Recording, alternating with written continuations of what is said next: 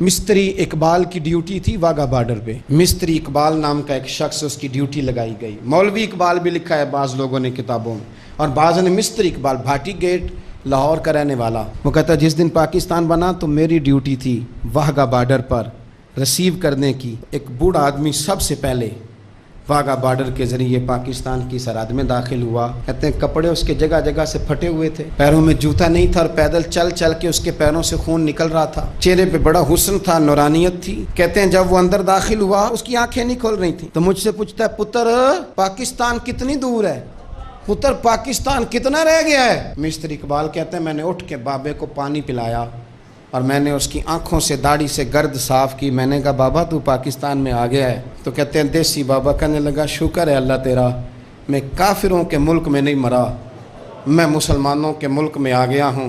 کہتے ہیں یہ لفظ کہہ کے اس نے اونچی آواز میں لا الہ الا اللہ محمد رسول اللہ پڑھا اور اس کی روح پرواز کر گئی. ان جذبوں کے نیچے یہ وطن بنا ہے، ان جذبوں کے نیچے، ان جذبوں کے نیچے. اللہ تیرا شکر ہے، تیرا شکر ہے میں اپنے وطن میں آ گیا، اپنی زمین پہ مروں گا، اسی زمین پہ اٹھوں گا، یہ میری دھرتی ہے. حب الوطن من الایمان.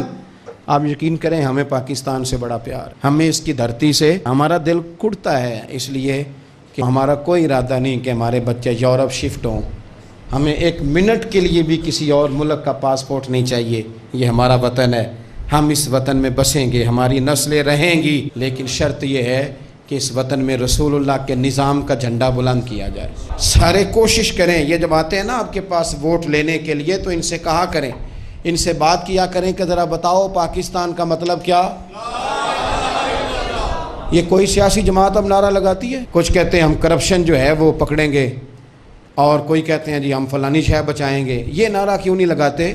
اس نعرے کو فروغ دیں، اور پھر پاکستان کی تعمیر و ترقی کے لیے نا یہ چھوڑ دیں کہ حکومتیں سارا کام کریں. آج کے جمعے میں میری آپ سے اپیل ہے کہ ایک بندہ کم از کم 3 درخت لگائے. میرے نبی پاک علیہ السلام نے فرمایا جس نے درخت لگایا، جب تک اس درخت سے کوئی انسان یا جانور فائدہ اٹھاتا رہے گا، لگانے والے کو صدقہ کرنے کا ثواب دیا جائے. عرب کے اندر بیریوں کے درخت بہت زیادہ تھے، تو نبی پاک نے فرمایا خبردار کو بیری کا درخت نہ کاٹے. پاکستان میں درخت لگائیں. یہ جو گلی ہے نا، یہ گلی وزیر اعظم کی نہیں، یہ جو وزیر مواصلات ہیں ان کی نہیں، یہ گلی پاکستان کی ہے. اور میں پاکستانی ہوں، آپ کیوں انتظار کر رہے ہیں کہ فلانا بندہ آئے گا تو ہماری گلی صاف کرے گا؟ یہ ہمارا وطن ہے، اپنے گھر کی صفائی بھی ہم نے خود کرنی. اور آپ اس دین کے ماننے والے ہیں کہ نبی پاک علیہ السلام فرماتے ہیں میں نے ایک بندے کو جنت میں ٹہلتے دیکھا، تو میں نے پوچھا کیا عمل کر کے آیا ہے؟ تو کہا کچھ بھی نہیں، گلی میں روڑے پڑے ہوتے تھے، یہ اٹھا دیا کرتا تھا، رب نے جنت عطا کر دی. اس وطن کو سجائیں، اس کو سنواریں، بچوں کو پڑھانے میں محنت کریں. اگر میرا نالائق بچہ نہیں نہ پڑھ رہا تو میں دیکھوں کہ جو لائق بچہ پانی بیچتا ہے نا بس کے پیچھے، اس کا خرچہ اٹھا لوں، وہ پڑھ جائے. یہ جو 10-15 ہزار آپ کسی کی مدد کرتے ہیں، اس سے بندے بھکاری بنتے ہیں. مانگنے کا رواج فروغ پاتا ہے. یہ دیں میں منع نہیں کرتا، لیکن اصل کام یہ ہے کہ اس بندے کو بھکاری نہ بنائیں، اسے کاروباری بنائیں، اسے محنت سکھائیں تاکہ وہ کچھ کرنے لگ جائے.